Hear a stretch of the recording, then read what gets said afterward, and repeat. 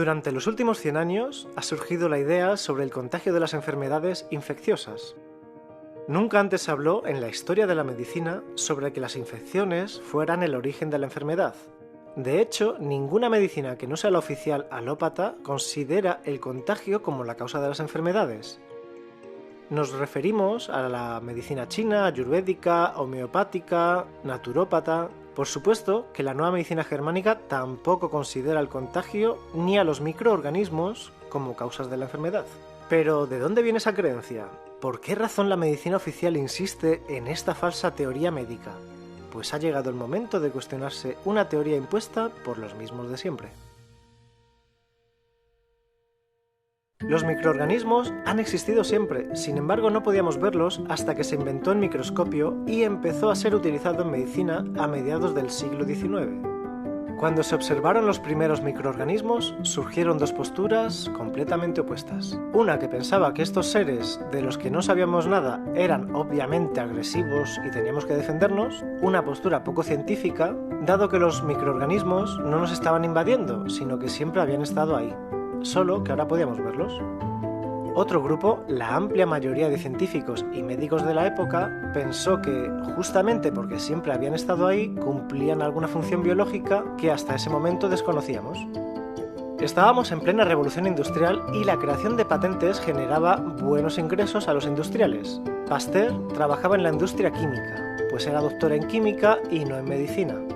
Y pasa a encabezar al primer grupo como el padre de la teoría de la infección. Fue así, alzados por la industria química, como se empezó a levantar la idea de infección con microorganismos, como la única posibilidad de origen de las llamadas enfermedades infecciosas.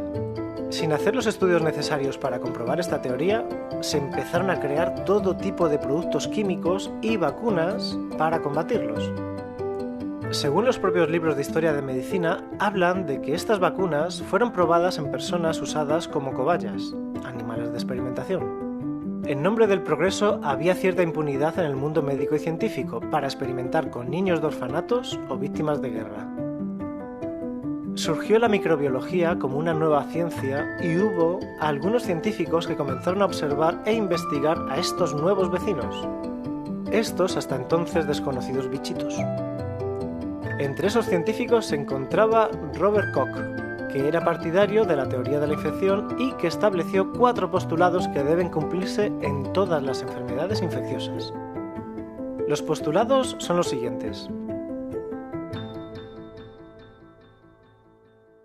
El agente patógeno debe estar presente en los animales enfermos y ausente en los sanos. El agente debe ser cultivado en un cultivo axénico puro aislado del cuerpo del animal. El agente aislado en un cultivo axénico debe provocar la enfermedad en un animal susceptible al ser inoculado. El agente debe ser aislado de nuevo de las lesiones producidas en los animales de experimentación y ser distinto al inoculado originalmente. Estos son los 4 postulados. Nos vamos a detener un poco en estos postulados y los pondremos en contexto. Todas las enfermedades infecciosas, cólera, difteria, tuberculosis, etc., fueron descritas por médicos y microbiólogos que utilizaron microscopios poco potentes de principios de siglo. Décadas más tarde se utilizaron microscopios de mejor calidad. Y adivinen qué descubrieron. Estas bacterias, acusadas de causar terribles enfermedades, están presentes en todas las personas. En efecto, en todas las personas. ¿No se contradice eso con los postulados de Koch? Pues sí, contradice el primer postulado que dice que para que una enfermedad sea causada por una bacteria, tiene que estar presente en las personas enfermas solamente, no en las sanas. Como nota, para que comprendan los postulados 2 y 3 de Koch, un cultivo axénico es aquel que tiene una sola especie de microorganismo originado a partir de una sola célula. Eso es algo, digamos, casi imposible en la naturaleza, pues todos los lugares están poblados de distintos tipos de microorganismos y cepas de los mismos, que se encuentran conviviendo en equilibrio. Tal vez por eso los experimentos de Koch, en donde inoculaba con un solo microorganismo, generaba alguna sintomatología en las ratas de laboratorio. Un microbio así, como cualquier ser vivo que no está en su ambiente natural, puede causar estragos en otro. Por no mencionar que a las cobayas se las priva de su libertad, se las separa en jaulas y unos seres 80 veces más grandes que ellas las pinchan a diario durante meses. Este protocolo muy probablemente también influya. pero sigamos con los microbios. A pesar de que había más médicos que apoyaban la idea de que los microorganismos debían tener alguna función, esta se fue desechando y en la década de los 50 y 60 desaparecieron los médicos que no creían en las vacunas. El poder del dinero ha cambiado la docencia médica que, desde la Segunda Guerra Mundial, es financiada por la industria y todos los médicos de Occidente son preparados con la idea de la infección, sin que se enseñe la otra opción, que es la real, pero no da tanto dinero. Como dijimos antes, gracias a la aparición del microscopio, se inició otra rama de las ciencias biológicas, la microbiología. Y esta rama ha seguido haciendo sus propios descubrimientos, como por ejemplo que todas las bacterias acusadas de causar enfermedades son familiares nuestras, de hecho son endémicas. Esto quiere decir que son propias de los humanos y de ninguna otra especie, entre ellas la difteria y la meningitis. Todos nosotros tenemos varios meningococos en garganta y piel. ¿Cómo podría algo que es propio de nuestro organismo causarnos daño? Y si sabemos eso, ¿por qué seguimos vacunándonos y tomando antibióticos? ¿Por qué se siguen formando médicos pro vacunas? Es más, gracias a los estudios microbiológicos, se ha determinado que la población de la microbiota, es decir, los microorganismos normales en el cuerpo humano, es 10 veces mayor que las células somáticas o germinativas. ¿Escucharon bien? Nuestro cuerpo tiene más microorganismos que células humanas. Esta microbiota es la primera barrera a agentes dañinos, ayuda a la digestión, participa en la degradación de toxinas y contribuye a la maduración del sistema inmunitario. ¿Se imaginan el daño que causa el uso de antibióticos en nuestro cuerpo? Los antibióticos se comenzaron a utilizar de manera masiva unos años antes de la Segunda Guerra Mundial. A partir de los años 60 hasta ahora, casi todas las personas están vacunadas y/o han utilizado antibióticos. Se les atribuye a estos avances que la población tenga una esperanza de vida mayor. ¿Qué? Ojo, si los antibióticos y vacunas comenzaron a utilizarse masivamente después de los 50, las personas que ahora tienen más de 70 años no pertenecen al grupo desinfectado, entre comillas. Los que sí pertenecen al grupo de experimentación recién ahora tienen 60 años y, curiosamente, han aparecido una variedad de enfermedades que antes no eran problema, que no están dentro de las enfermedades infecciosas, sino que se les denomina autoinmunes. Cáncer, ELA, lupus, fibromialgia, sida... ¿No lo habían pensado? Volvamos atrás. Recuerden que dijimos que Pasteur tenía contemporáneos que no creían en el contagio.